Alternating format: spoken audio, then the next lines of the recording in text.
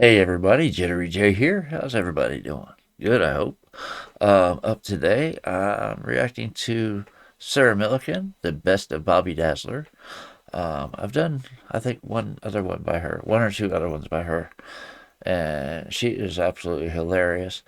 And we're gonna jump right into this, but first, as always, we're gonna hit the original video with a like and subscribe.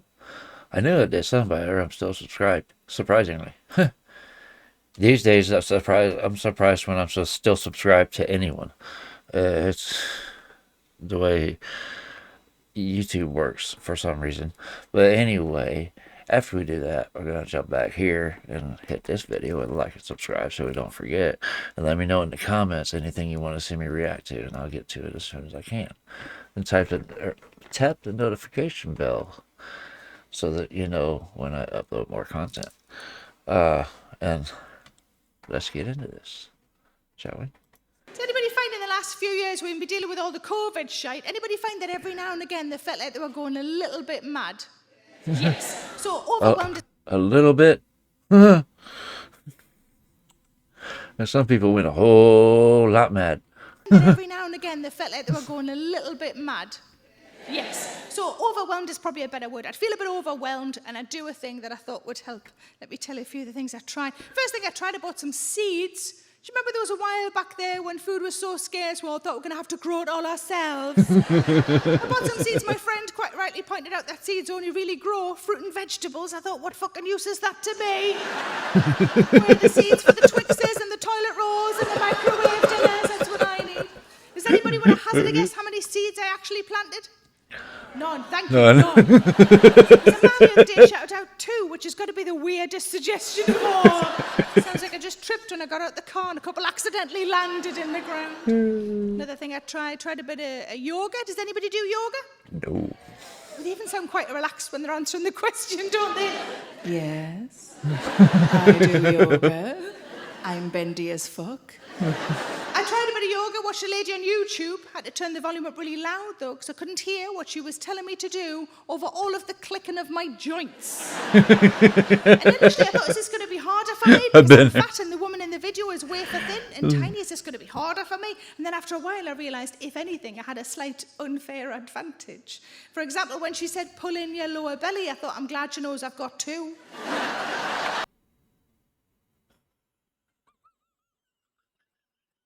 I'm sorry, that one just hit me wrong. That's messed up. Oh god. For example, when she said pull in your lower belly, I thought, I'm glad she knows I've got 2.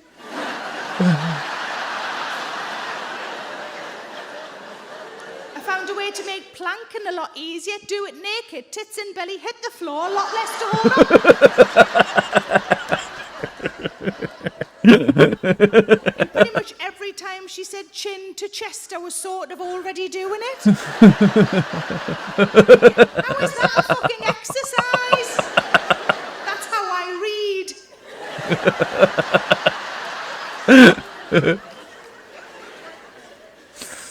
Another thing I tried. Give me a woo if you've heard of the Couch to 5K app. Quite a lot of you. For those of you who haven't, let me tell you what it is. It's an app to get you running, a BBC app. The idea is you start as a beginner, and by the end you should be able to run 5 kilometres. And the whole way through, you have somebody in your ear talking you through it, telling you when to run, when to walk, offering any kind of support and encouragement. And of those people, there's quite a few people you can choose from. One of them is Olympic gold medalist Michael Johnson. And another one is me. How the fuck did that happen? When I was first asked to do it a long time ago now, they were very nice to me. They said, you've got a really friendly voice. We thought you'd be great for this. That's what they said. What I think they meant was, you look like people who don't run. When I recorded it, I said, can I mix it up? Can I change it round? Can I put my own words in? They said, no, it's BBC, it's health. It's very important you just stick with what's written. All I was allowed to do is put in some well-done flowers and well-done pets. That's all I was allowed. All I really want to do on the bit where it says, and now have a snack, such as a banana. Really quietly underneath, I just wanted to go, muffin. So that you knew it was definitely me. In case we're worried, I was safe. It's good to know that. It's good to know. But pretty much much every day somebody on social media will send me a message saying they've started it or they finished it or they're in the middle of it and they never thought they could run and now they can run and they love it. And on one of my overwhelmed days, I thought if it's working for all of those people, maybe I should be giving it a go. And then I thought, should I use my own voice? Couldn't work out if I'd find it inspirational or really fucking irritating. And the truth is both. Some days it would say things like, you're doing really well, I'm really proud of you. And I'd be like, I am doing really well. Thanks for being proud of me, past me, sitting on a sofa eating a fucking biscuit. And other days it would say, well, if that went well, why don't you run a bit faster? And I would say, why don't you fuck the fuck off?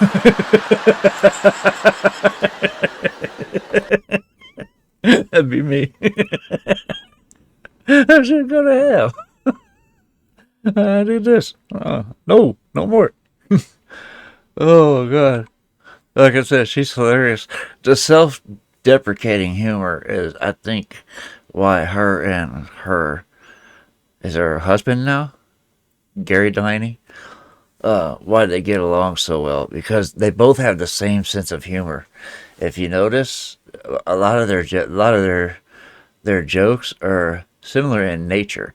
Not similar, not the same joke, but just in the nature of the joke. You know what I mean? It's like aimed at them as opposed to being aimed at something else, if that makes sense.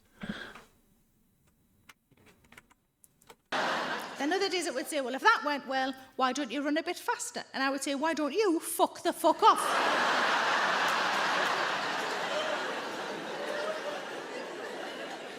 But my husband said, isn't it hard? He prefers to do weights, doesn't like to run. He said, isn't it hard? Because I did do it, I completed the whole thing, and I used my own voice like an absolute bell end. I said, of course it's hard, it's running. I said, haven't we all done loads of hard things over the last few years we never thought we'd have to do? And I came up with something that sounds like a catchphrase. I don't know where it came from, but I like it, and I'm keeping it. I said, of course it's hard, because if it was easy, it'd be biscuits. I don't know where that came from. I've gained weight in the last few years, yes? Yeah. I decided I wanted to try and lose a bit of weight, just the weight I gained in the lockdown, that was my plan. And most people, when they decide to lose weight, there's something that starts them off, spurs them on, kind of keeps them going. Maybe there's a holiday photo and they don't quite like how they look in it, or maybe they're sitting in a bath of gravy and it's not even for children in need. For me, it was when I sat in a public toilet and the Sanny bin opened and I hadn't asked it to. Did you want me? No, but my arse cheeks seem to disagree. But I tried really hard, and I lost 2 stone. That's all right, isn't it? I lost 2 stone, that's pretty good. I'm not sure how much that is. Somebody will have to let me know how much a stone is in pounds. I'm not sure what the conversion rate is. Tried really hard and I lost 2 stone. That's all right, isn't it? I lost 2 stone, that's pretty good. It's very kind of you, thank you. I said 2 stone, it was the same half a stone 4 different times. Nobody gives a shit if you tell them you've lost half a stone. Everybody knows it's just 2 big dinners and a chocolate orange and the fucker's back on again, isn't it? But I've always had a belly, even though I was much, much slimmer, I've always had a belly. I always get offended when people think that this is pregnant, like I would ever let a pregnancy get this far. No! But I did a thing in January before last that I think a lot of people do, especially in January. I downloaded a diet app. Now, the phone I was using at the time was a thumb recognition phone. It didn't immediately recognize my thumb, it just kept juddering. And first of all, I thought my phone was just really clever, and it was like, it's a diet app, we've clearly been stolen. And then I looked at my thumb, and it was just covered in biscuit. So I licked the biscuit off, so I thought, might be my last biscuit in a while, and I downloaded the diet app. What came with the diet app was a WhatsApp group of other participants. It was open to all, but my group happened to be all women. And it was so we could support each other and help each other. Everybody knows diets are hard and a bit shit. Also in the WhatsApp group was a nutritionist who was no fun at all, it transpired. One of the women in the group asked a question of the rest of us, a perfectly reasonable question, especially on day 1 of a new diet. She said, I'm having trouble with my sweet craving. Can anybody recommend something that isn't bad for me but will help? And one of the other women responded almost immediately. And she said, I usually find a mug of hot water with 1 small drop of lemon works for me. And I just thought, I'm not going to make it to the end of the week. My suggestion was going to be half a Twix. And the nutritionist, she was called Poppy, of course. course she fucking was. She said, can I just chip in? And I misread it. And I was like, chips, hooray, nom, nom, nom. She said, just brush your teeth, that fixes everything. And I thought, that's so unhelpful. The only thing that would help is hunger. If I could eat me fucking toothbrush, because I'm so hungry right now. You daft cow. Cows. There were some recipes that came with the diet. I tried one of them. It was how to make banana pancakes out of almost no ingredients. First time I tried them, just looked like vomit in a pan. Second time, managed to make them look a lot more like pancakes. And I was so excited and a little bit lightheaded from all of the hunger that when I ran from the kitchen to show my husband, I tripped and the plate smashed on the floor. But because it was a really low point in the diet for me, let's call it day 2, I ate them off the floor. And I had to check to see if the fragments of plate and cat hair I'd also ingested counted as my sins for the week. One of the women in the group got told off as an adult, got told off for eating goji berries. If you've never had goji berries, it's like chewing elastic bands. She got told off because goji berries are full of natural sugar, not really allowed on this plan. She wasn't having Cocoa Pops with cider poured on. She was having goji berries on her bran flakes, some sad sprinkled on some more fucking sad. I got told I forgot a diet. What I actually said was, I fucking hate this diet. We don't like to call it a diet. We prefer to call it a way of life. So I said, I fucking hate this way of life. She was right, though, because it was also my way of life from the 3rd to the 5th of January. I started to ask questions. You got a nutritionist at your fingertips. Why don't you try and learn something? I said, I've got some questions for you, Poppy. Is that okay? She said, fire away, anything you like. I said, I've had a cherry. Now, I thought it was okay because it's fruit, but now I'm not so sure. It's on top of a bakewell. Is that okay? I've had an apple. An apple's full of natural sugar as well. It was surrounded by something called, what was it called? Crumble. Is that all right?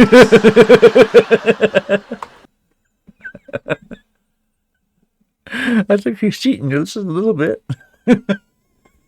This is great. Oh, she's absolutely hilarious. My sides are starting to hurt.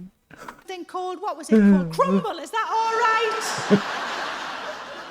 I've had a banana. A banana's allowed. I mean, I ate it out of a stripper's crotch. Is that all right? She said that was fine. The next thing, it was covered in cream. I think it was cream. I couldn't be sure. It was dark.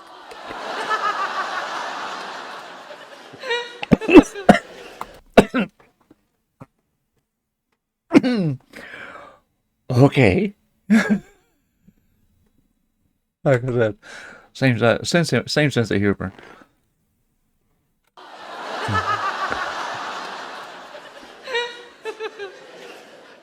But the final straw for me, my last day on the diet, or day 3, was when Poppy came on the WhatsApp group and she said, hey, girls. Which always pissed me off, because all women in their 40s and 50s, fuck off with your girls. Hey, girls, can I just check if you all definitely challenged yourselves this week? And I was the first to respond. I said, I've challenged myself, Poppy. She said, oh, good, please share it with the group. I said, gladly. Oh, no. I said, I challenged myself. I said, I walked into Asda. I went to the whoops section. I found 2 Belgian buns that had to be eaten by midnight, and I fucking did it!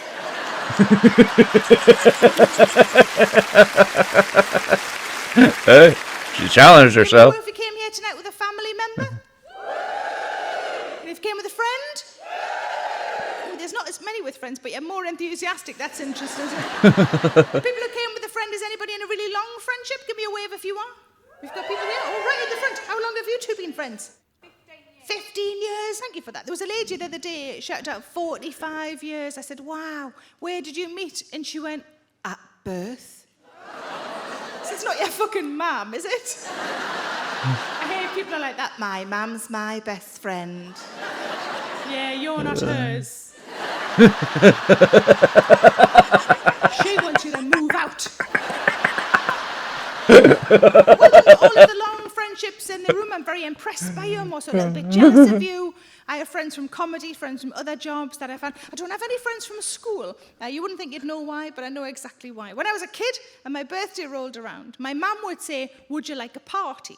You have to remember that kids' parties when I was a child, very different to kids' parties now. For example, I have a friend who has an 8-year-old daughter. For her last birthday party, they hired somebody to do manicures and also a hot tub. So what the fuck are you doing? What? You're not Kardashians. But if you've got little For an ones now, 8-year-old? this is the kind of elaborate party that you have to put on. Maybe you hire a venue. Maybe somebody does the catering. Maybe a man you don't know comes in a weird outfit and plays with your children for money. You can call him a clown if you like, but my description is still valid. Come on, kids, Peter, the clown has arrived. Oh, We're pretty she got a point. How many of them have used that profession to get close to kids? sure he's all right, but don't sniff. Clown has arrived. We're pretty sure he's all right, but don't sniff his flower just in case. At least you know if he was getting any of the kids to touch him in the wrong area, because it makes this sound.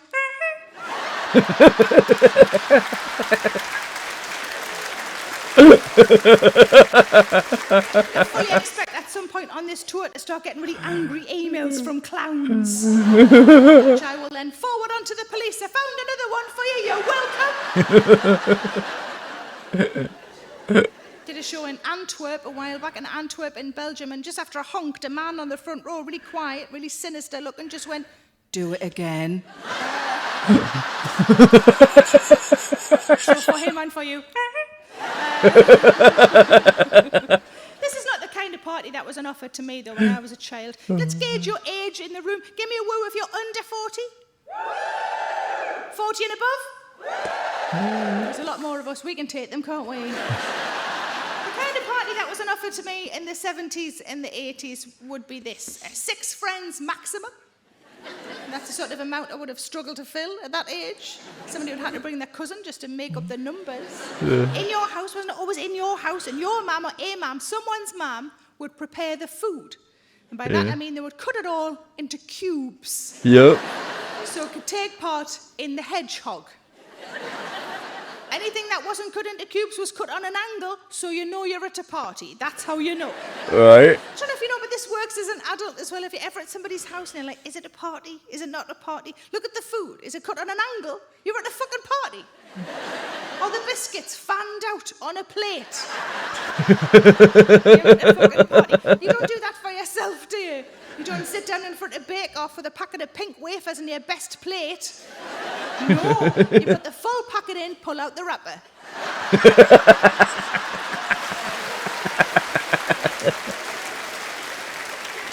There'd also be party games. When there'd be party games, one of your toys would be wrapped up several times and passed around until some other fucker takes it home. Yeah. Someone would piss themselves, wouldn't they, always? Usually the same child at every party. And you'd all go home with a little bag of crap. That's a kid's party, isn't it? The 70s and the 80s right there. The other option, if I didn't want a party, would be this. So I'm from a place called South Shields. South Shields is near Newcastle. And in Newcastle is a department store called Fenwick's, quite a fancy department store. And I had the option, if I wanted to, instead of a party, to go to Fenwick's for the day with my mum, just the two of us. We go to the restaurant, which was not fancy. Any restaurant that starts with your own tray is not fancy. And I could choose anything I liked off the menu, which every single time I went was always the same thing. All I ever wanted was chips in a bowl. That's all I ever wanted. Because to me, the height of luxury was being able to have nothing else with your chips but other fucking chips. Then we'd go to the toy department, I'd pick a toy, and we'd go home. Every single birthday I had as a child was spent in Fenwick's. I never said yes to a party. I chose Fenwick's over friends. Some would say chips over friends. Still sort of doing it now, and I regret not a fucking thing. But every time I was invited to somebody else's birthday party as a kid, I always went. It's rude, really, isn't it, to go to others' parties, never have one of your own. I'd go to the party, I'd eat the cubed food, I'd win a prize, piss myself. I'd go home with a little bag of crap and an adult man's mobile number. I bought this dress, many reasons, but one of them is that it's got fucking pockets. It's how you make a woman happy, isn't it? Show her something with pockets. This is what feminism is to me, because I could be scratching my fanny now, you'd have no idea. got dungarees and they've got pockets everywhere and she looks amazing in her dungarees and I'm so jealous and I keep thinking, should I get some dungarees? But she's a lot thinner than me and I've got a horrible feeling I just look fucking pregnant in them. And that's what I said to my husband. I said, I think the only way I could get away with dungarees is if either I lost loads of weight, it's not going to happen, I can't be bothered, or I wait until I'm so old that I couldn't possibly be pregnant. Which these days, because of fucking science, is about 70, isn't it? Thanks, fucking science. My husband went, and I thought, he's got a good logical brain. He's thought of a third solution. He said you could just wear the dungarees, but always carry a paintbrush with you. Said, no, Milo, people just point and go, look at that fat old lady preparing the nursery for our unborn child. We're heading on for my favourite time of the day, which is bedtime. Fucking love sleeping. I don't, however, sleep naked. Give me a word if you do sleep naked. And if you don't? No. The main reason I don't sleep naked is we've got a cat who's an arsehole. And if your toes are popping out the end of the duvet, he will nibble on them. Imagine what he'd do to me, Fanny. I'm not risking it. But a while ago, a friend of mine rang me one day laughing. She was heavily pregnant at the time. She rang me to tell me the hospital had been on the phone. And they said that when she came in to give birth, she was to bring a nightie. And she thought this was piss funny. She said, who even wears nighties these days? And I didn't say anything, but I wanted to say, me. And she said, where would you even get a nightie from these days? And that's when I snapped and said, Marks and Spencer's, you fucking idiot. They told her to bring a button-down nightie, which makes sense for breastfeeding reasons. But I think that's just good advice for all of us, isn't it? If your partner can rummage in the top and then rummage underneath, you don't have to take the fucker off at all. There are some health benefits to sleeping naked. She's got a point, you know? There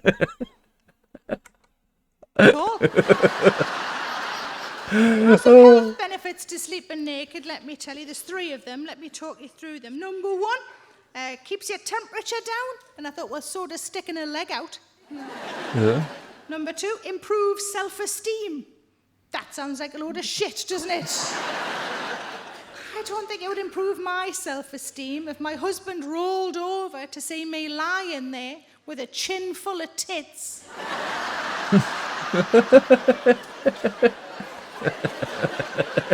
At least in the nightie they're contained, aren't they? Instead it looks like I carry a bag full of bread buns. And number 3, keeps testicles cool. It's mostly for the men, that one, obviously. Now, I've met some testicles in my time. Nice to meet you. I've never met a cool one. They've all got a degree of sort of tackiness, haven't they? Like you're waiting for them to dry. I've got a nice tradition. I like to get new pajamas for Christmas. Does anybody else do that? Yeah. So last November, I went around various department stores to have a look at what they had by way of new stock in the pajama department. It wasn't great, if I'm honest. I would say half of them were fleecy. Yeah. That's the noise that women make when parts of them are hotter than the sun. Nobody wants thrush for Santa coming, do they? The other half had slogans across here. I'm 47. Fuck off with your slogans. I saw 2 slogans. One said, it's Prosecco o'clock, which I don't know if you know is not an actual time, just a fancy term for alcoholism. And the other one said, there's always time for brunch. And there's not, is there? Sometimes it's just you and some Weetabix, and it's pretty fucking sad. I thought, if they want slogans, why don't they have realistic slogans? So I had a think, and I've come up with 3 ideas. I am going to pitch them to the department stores, but I wanted to run them by you first. Is that all right? Yeah. Okay, so here we go. 3 realistic slogans for pajama tops. Here we go. Number 1, don't come too close. I've worn these as clothes for 4 days.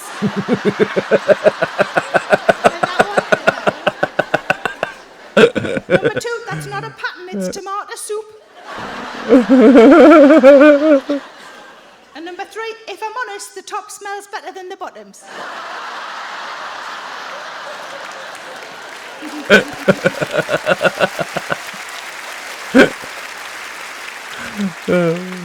I will pitch them to the department stores and I'll let you know how I get on. Thanks for watching. You know what would be great? My brand new show, Bobby Dazzler, is out now and available exclusively on my website, sarahmillican.co.uk. Put the kettle on and settle in. That was good. Chatterbox. I know that was another one for. But I know that was another one of her full specials was Chatterbox. I did clips from that was the one I did, I believe. But yeah, this was hilarious. She like I said, her and her husband have the same sense of humor. I think that's why they get on so good. That's why me and my wife get on so good. We have, well, my sense of humor is a little more warped than hers is, but I'm slowly bringing her along over the years. Her sense of humor used to be, I guess, what they call vanilla. Until she met me. I kind of warped her over the years. But anyway, this was absolutely hilarious. Let me know what you guys thought about it in the comments, and let me know what I need to look for next. If you're still here and haven't done so yet, I'd like to ask you to hit that like and subscribe before you leave. It'd be greatly appreciated. It helps the channel grow and lets me know that you want more content like this. But yeah, that's going to just about do it for this video. It's off to the next one. I hope you guys enjoyed watching this with me, and I hope to see you there. I love you guys. Peace.